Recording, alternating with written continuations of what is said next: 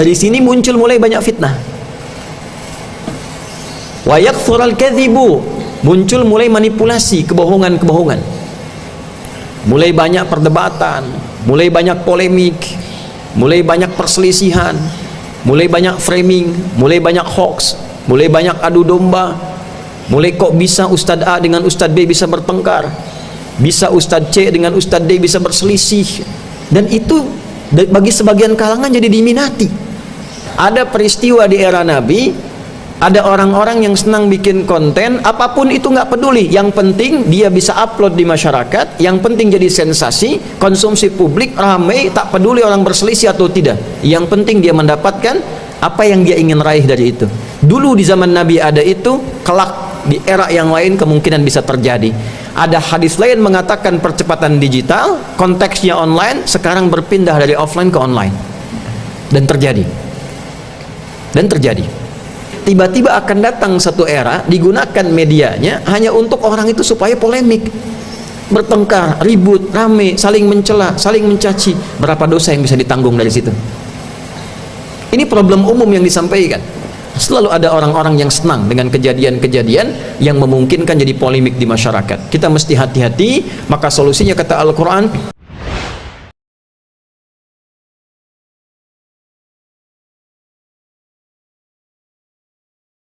Nabi SAW pernah mengingatkan kurang lebih 15 abad yang lalu,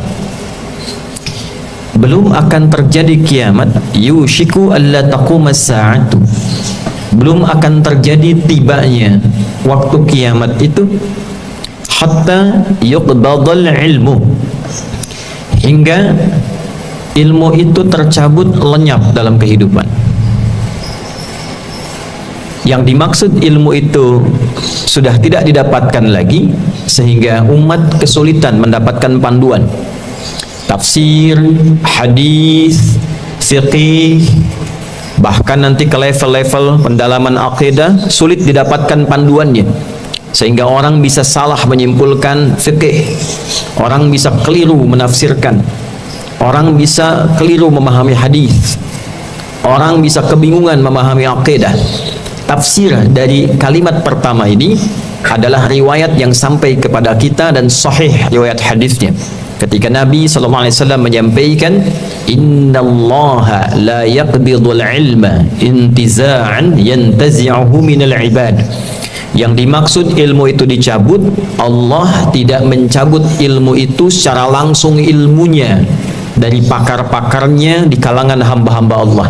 Jadi yang dimaksud bukan tafsirnya dicabut, bukan hadisnya dicabut, bukan fiqhnya dicabut, walakin yantazi'uhu biqabdil ulama hatta idza lam yabqa. Satu riwayat lain, lam yubqi hatta idza lam yabqa alimun hatta idza lam yubqi alima ittakhadhan nasu ru'usan juhala fasu'ilu fa'aftau fadallu wa adallu. Ternyata caranya dengan mewafatkan sesuai ajalnya para pakar-pakar ilmu itu. Kiasnya mulai sedikit, analoginya kiasnya mulai sedikit. Jadi yang pakar itu mulai hilang satu, yang tersisa tinggal sedikit. Sedangkan tempatnya masih luas. Di Indonesia itu 38 provinsi untuk Indonesia saja. Pakar tafsir sudah mulai satu-satu meninggal. Pakar hadis telah berpulang satu-satu. Pakar fikih, usul fikih satu-satu telah meninggal. Kalau kita urut daftarnya sudah ketahuan, 1, 2, 3, Kiai A, Kiai B, Kiai C, Habib A, Habib C, Alim A, Ustadz A, Ustadz C. Tinggal sedikit. Terkumpulnya di satu tempat belum tentu bisa diakses. Ya. Nah ini kalau sudah menyedikit, muncul kemudian ittakhadhan nasu ru'usan juhala. Banyak masyarakat kemudian mendapatkan informasi dari orang-orang yang tidak jelas. Nah, ini tafsir hadis dengan hadis namanya. Mulai muncul orang-orang tidak jelas, latar belakangnya tidak jelas, tiba-tiba menjadi ustaz, tiba-tiba menjadi kiai, tiba-tiba bisa berfatwa tentang agama, Dan hadis itu menyatakan, menariknya itu sering diminta. Fasu'ilu, sering diminta pendapat, diminta pandangan, diminta berfatwa, diminta memberikan kritik, diminta memberikan reaksi, ya, terhadap masalah agama. Fa'aftau, maka memberikan pandangan orang itu, ya. Fadallu wa adallu, dia memberikan pandangan, memberikan reaksi, memberikan fatwa, maka isinya menyesatkan, isinya keliru, dan orang-orang pun ikut keliru. Nah, itu tanda pertama. Kalau pas waktu kiamatnya habis semua, menjelang waktu-waktu ke tanda akhir, jangan diartikan besok terjadi, tidak, karena hitungan Allah itu beda dengan kita. 1 tahun dalam hitungan Allah bisa 1000 tahun, bisa ukurannya 50.000 tahun. Tapi intinya ada kondisi saat kita berkehidupan, situasinya berbeda di setiap masanya.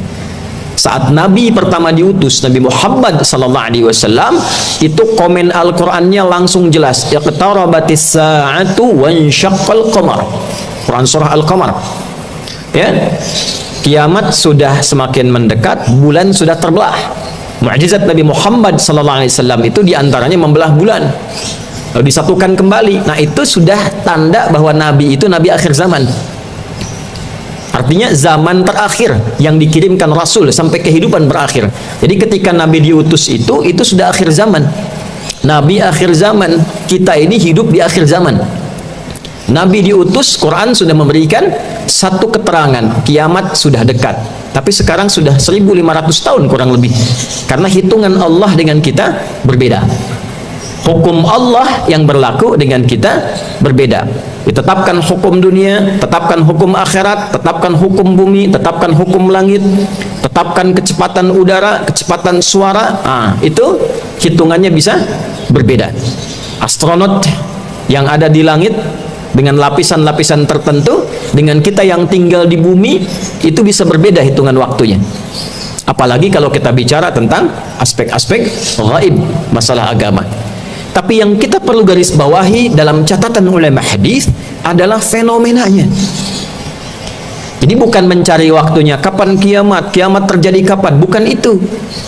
Yang kita perhatikan, kita hidup di era apa. Tantangan zaman Nabi sallallahu alaihi wasallam dengan era sahabat ketika Nabi meninggal itu berbeda. Situasi era sahabat dengan tabi'in berbeda. Situasi era tabi'in dengan masa pertengahan, abad pertengahan itu berbeda. Abad itu dengan kita sekarang itu tidak sama. Tapi nanti ada situasi yang kita alami untuk menyadarkan kepada kita, Anda hidup di situasi ini, Anda berinteraksi di situasi ini, ada begini fenomenanya, begini cara menghadapinya. Nah, akan ada di situasi itu, kata Nabi, saat ulama-ulama sudah mulai sedikit, tampaklah kemudian orang-orang yang tidak jelas latar belakangnya tiba-tiba punya pengaruh keagamaan di lingkungan masyarakat dan tidak punya kepakaran di bidangnya, tapi peminatnya ada. Dan yang menariknya ketika memberikan reaksi, memberikan pendapat, memberikan pandangan, bahkan diminta untuk memunculkan itu keluar, itu ada segelintir masyarakat yang mengikuti itu semua, maka keliru dan ikut keliru yang lainnya. Kalau dibahas bukan urusan agama, mungkin kurang mendapat perhatian. Tapi yang dimaksud hadis ini ada korelasinya dengan pembahasan-pembahasan keagamaan. Satu. Yang kedua, watadharal fitanu. Dari sini muncul mulai banyak fitnah. Wa yakthural kadhibu. Muncul mulai manipulasi, kebohongan-kebohongan. Mulai banyak perdebatan, mulai banyak polemik, mulai banyak perselisihan, mulai banyak framing, mulai banyak hoax, mulai banyak adu domba, mulai kok bisa Ustadz A dengan Ustadz B bisa bertengkar, bisa Ustadz C dengan Ustadz D bisa berselisih, dan itu bagi sebagian kalangan jadi diminati. Kalau kita putar beberapa hari ke belakang, betapa banyak perdebatan marak di lingkungan fasilitas yang kelak akan disebut dalam hadis ini isyaratnya, dan disampaikan oleh para ulama kesimpulannya. Saya teruskan hadisnya, wa tataqarubal aswaqu wa yataqarubaz zamanu. Ya. Dan terjadi percepatan digital. Terjemah di antara para penafsir hadis ini, terjadi percepatan digital. Ada digitalisasi, ada alat-alat canggih sehingga berdampak kepada inti hadisnya, pasar mudah diakses. Dulu kita berangkat manual pakai ojek, pakai angkutan perkotaan ke pasar, pulang lagi, beli barang, transaksi langsung pulang. Sekarang diklik datang online. Nah, apa hubungan dengan hadis bagian pertama tadi? Nah, semua serba online. Dari offline menjadi online. Kehidupannya tidak hanya offline. Dulu ceramah bisa offline, sekarang online. Dulu kontennya itu offline, sekarang online. Maka kita bisa saksikan di YouTube, di Instagram, di Facebook dan sebagainya, banyak online terjadi. Di antara online itu ada dua yang digarisbawahi oleh para ulama dalam konteks hadis ini. Ada materi bermuatan niaga, ada materi bermuatan agama.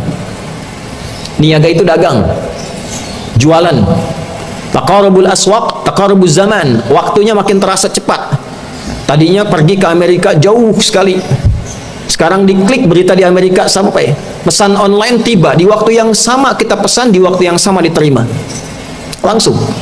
Tapi tadhharul fitan wa yakthurul kadhib, manipulasinya akan banyak. Tiba-tiba ada jualan framing, Ustadz A promosi jualan C barangnya, padahal ustadznya tidak pernah tahu. Teknologinya berkembang, ada AI, artificial intelligence, suara dimirip-miripkan, frekuensinya didekat-dekatkan, seakan mirip, digambarkan tampilan ustadznya. Ustadz A jualan garam ruqyah, padahal tidak pernah A ini berbicara tentang garam ruqyah. Ustadz B promosi minyak wangi begini begitu, tapi tidak pernah ada korelasinya. Bisa terjadi demikian. Nah, itu yang dimaksud hadis ini. Ada yang digunakan perangkat online untuk menipu, kejahatannya bertambah, fitnahnya makin banyak. Itu aspek niaga. Ada aspek agama, sama persis. Akan muncul konten-konten ditampilkan, para kontainer produsen konten, upload ini, upload itu, tak peduli yang ditampilkan itu apa bentuknya, yang penting subscribernya banyak, yang penting peminatnya banyak. Tidak melihat apakah ini berdampak pada perselisihan, apakah mengalir pada fitnah, apakah mengalir pada manipulasi. Bahkan ayat-ayat beberapa turun untuk mengingatkan peristiwa itu. Wa idza ja'ahum amrun minal amni awil khaufi adza'u bih. Ada satu peristiwa yang terjadi di era Nabi. Ada satu pihak yang kalau melihat Nabi itu diburu, dicari, kira-kira yang bisa jadi konten apa. Satu kali Nabi keluar dari rumahnya sallallahu alaihi wasallam, masuk ke dalam masjid dalam wajah yang tidak biasa. Maka produsen konten ini senang melihat itu. Dia keluar bawa pasir, dia lempar-lemparkan di tangannya begini, lalu dia katakan Nabi telah menceraikan istri-istrinya, Muhammad telah menceraikan istri-istrinya. Maka Umar yang melihat itu lantas kemudian meluruskan itu dan mengatakan tidak benar, Rasulullah tidak menceraikan istri-istrinya, Rasulullah tidak menceraikan istri-istrinya. Maka turunlah Quran surah keempat An-Nisa di ayat 83 itu, wa idza ja'ahum amrun minal amni awil khaufi adza'u bi. Perhatikan, idza bertemu dengan fi'il madhi maknanya mudhari'. Al-ibratu bi'umumil lafzi la bi khususis sababi. Kalau ada idza ketemu dengan fi'il madhi maknanya mudhari. Kalau ada idz bertemu dengan fi'il mudhari maknanya madhi. Artinya apa? Peristiwa itu dimungkinkan terjadi lagi di masa depan. Ada peristiwa di era Nabi, ada orang-orang yang senang bikin konten, apapun itu nggak peduli, yang penting dia bisa upload di masyarakat, yang penting jadi sensasi, konsumsi publik ramai, tak peduli orang berselisih atau tidak, yang penting dia mendapatkan apa yang dia ingin raih dari itu. Dulu di zaman Nabi ada itu, kelak di era yang lain kemungkinan bisa terjadi. Ada hadis lain mengatakan percepatan digital, konteksnya online, sekarang berpindah dari offline ke online, dan terjadi. Kasus yang kedua Sayyidah Aisyah radhiyallahu taala anha, ketika beliau kehilangan liontinnya dan ditemani ajudan untuk mencari, kemudian disebarkan lagi jadi konten dan lahirnya fitnah, tuduhan yang tidak pantas, fahisyah, ya, tuduhan yang tidak pantas pada istri Nabi sallallahu alaihi wasallam disebarkan menjadi hoax bertebaran, dan turunlah Quran surah ke-24 An-Nur ayat 19. Innal ladzina yuhibbuna an tashi'al fahishatu fil ladzina amanu lahum 'adzabun alimun fid dunya wal akhirah. Sungguh orang-orang, ini kalimatnya, yang senang menyebarkan hoax, yang senang menyebarkan fitnah, perselisihan, adu domba, problem sosial di masyarakat, khususnya di kalangan orang-orang beriman. Ini menarik ini, yang bertengkarnya itu sasarannya bukan non-muslim, justru orang beriman sendiri. Disebutkan oleh Al-Quran, ada orang-orang yang gemar bikin provokasi supaya orang beriman itu bertengkar, orang Islamnya yang bertengkar. Jadi bukan orang Islam dengan non-muslim, orang Islamnya senang kalau bertengkar itu senang, ribut itu senang. Islam datang itu meluruskan yang bertengkar supaya damai, yang berselisih supaya bertali asih, yang mencela supaya saling mencinta, yang memukul supaya saling merangkul. Tiba-tiba akan datang satu era digunakan medianya hanya untuk orang itu supaya polemik, bertengkar, ribut, rame, saling mencela, saling mencaci. Berapa dosa yang bisa ditanggung dari situ? Ini problem umum yang disampaikan. Maka apa sikap? Ini solusinya, sikap orang beriman mengatasi itu semua, karena ancamannya itu nyata. Lahum adzabun alimun fid dunya wal akhirah. Kalau tidak bertobat, itu dijamin oleh Allah disiapkan siksa yang pedih di dunia dan di akhirat. Siksa itu tidak harus selalu bentuknya hukuman yang menyakitkan pada fisik, tidak. Ada bentuk yang kedua nggak disadari. Misal begini, orang korupsi dan sudah tidak punya rasa dalam korupsinya, semakin menikmati, itu bagian dari siksa, istidraj, karena terkumpul keburukan-keburukannya tanpa punya kesadaran untuk memperbaiki. Nah, ada orang demikian, membuat fitnah misalnya, baik offline ataupun online, sudah tidak sadar dengan itu, jadi bikin lagi, diingatkan tak bisa. Itu bagian dari istidraj, masuk dalam ayat tadi. Dia tersiksa dengan keadaan mesti membuat konten yang baru, dan tak sadar apa yang masuk dalam dirinya adalah sesuatu yang haram. Terkumpullah yang haram tanpa kesadaran adanya dorongan untuk bertaubat. Itulah hum adzabun alim fid dunya. Kalau tidak taubat, mafil akhirah. Ini yang berbahaya. Karena itu hati-hati dalam menghadapi kehidupan sosial kita. Riba jadi online sekarang, penipuan jadi online sekarang, hoax jadi online sekarang. Kalau belanja mesti hati-hati, bedakan yang halal dengan yang haram. Ya, kemarin isu banyak terjadi di masyarakat. Ada yang haram kok bisa mendapatkan sertifikasi halal. Ternyata setelah dicek lagi, ada kesalahan ketik, ada kesalahan kemudian tampilan, yang seharusnya beef tertulis jadi bir. Salah jadi rame. Hal-hal kecil bisa jadi rame. Hal yang harusnya diperbaiki, memang pengecekan itu mesti ketat supaya tidak berdampak sosial yang tinggi. Tapi poinnya adalah selalu ada orang-orang yang senang dengan kejadian-kejadian yang memungkinkan jadi polemik di masyarakat. Kita mesti hati-hati. Maka solusinya kata Al-Quran, ya ayyuhalladzina amanu, hei semua orang yang masih merasa punya iman. Alladzina itu menunjuk pada semua, disebutkan 1080 kali dalam Al-Quran, laki-laki, perempuan, besar, kecil, tua, muda. Ya, itu menunjuk pada semua jarak, dekat, menengah, jauh. Nidaul qarib, mutawassit, wal ba'id, disebutkan setidaknya kurang lebih 360 kali dalam Al-Quran. Ayyuha itu huruf penguat dan pengingat. Ayyunya munada, haknya tanbih, 150 kali disebutkan dalam Al-Quran. Kalau mau diterjemahkan tafsir, kurang lebih berbunyi begini: hei semua orang beriman yang dekat, menengah, dan merasa jauh, baik laki-laki, perempuan, apapun status sosialnya, aku ingatkan, aku tekankan, in ja'akum fasiqum binaba'in fatabayyanu.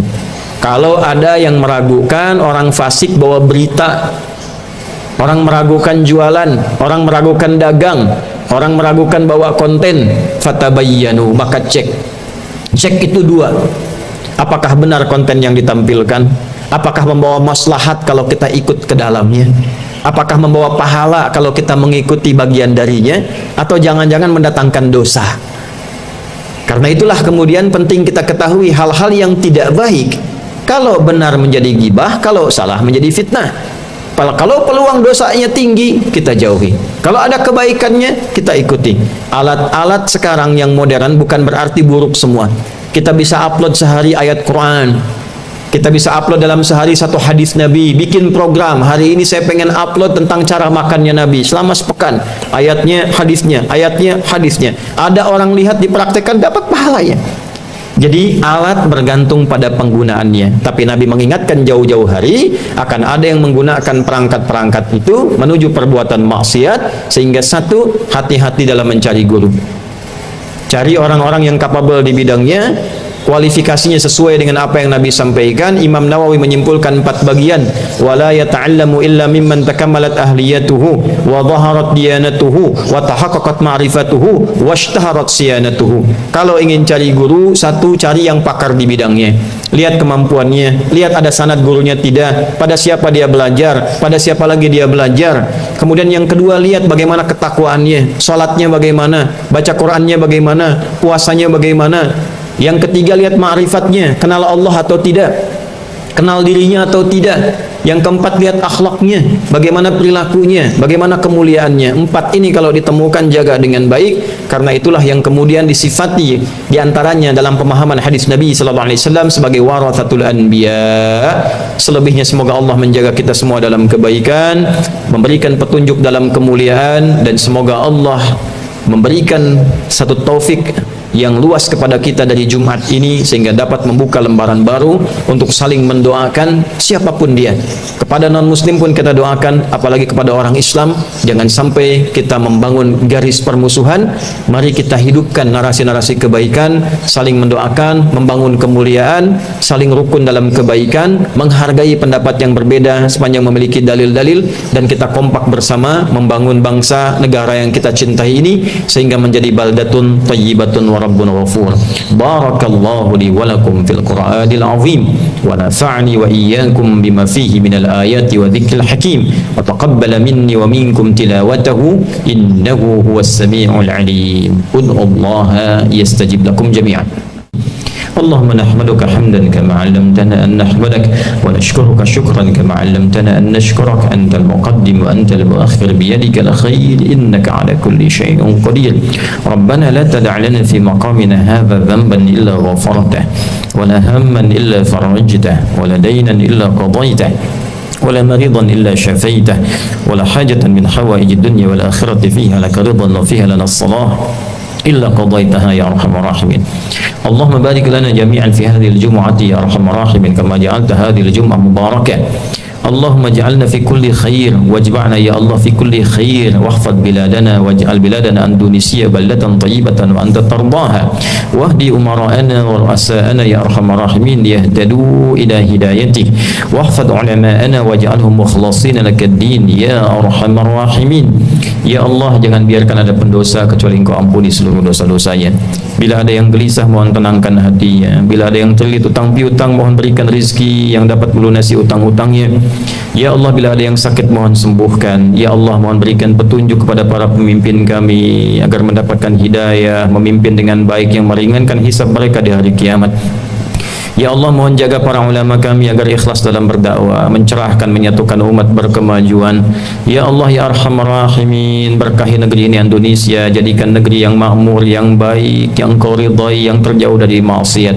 Allahumma barik hadhil muassasah ya Arhamar Rahimin, madrasati akhyar wa ma'hadiha ya Rabbal Alamin, tullabiha wa musyrifiha musyrifatiha ya Arhamar Rahimin. Ya Allah, mohon berkahi tempat ini, sekolah ini, pesantren ini, dan segala yang terkait dengannya, para siswanya, para gurunya, semua yang terlibat di dalamnya ya Allah.